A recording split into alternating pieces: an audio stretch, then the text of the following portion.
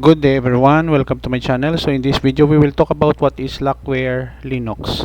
Before we start, I would like to say thank you so much to all my viewers, silent viewers, and supporters in my channel. Thank you for watching my videos. If you are new with my channel and then you like this video, please hit the like button. Don't forget to share. Please support my channel guys by clicking the subscribe button. So let's begin.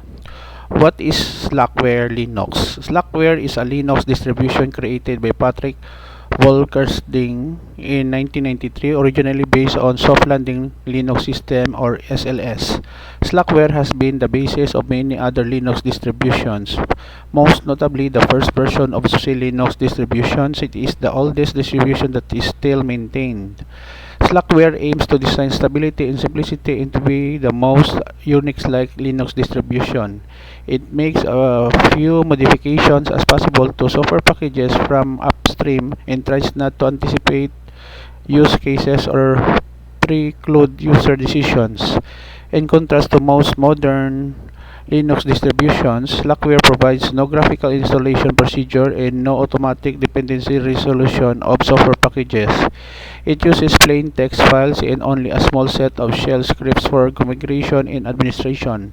Without further modification, it boots into a command line interface environment. Because of its many conservative and simplistic features. Slackware is often considered to be the most suitable for advanced and technically inclined Linux users.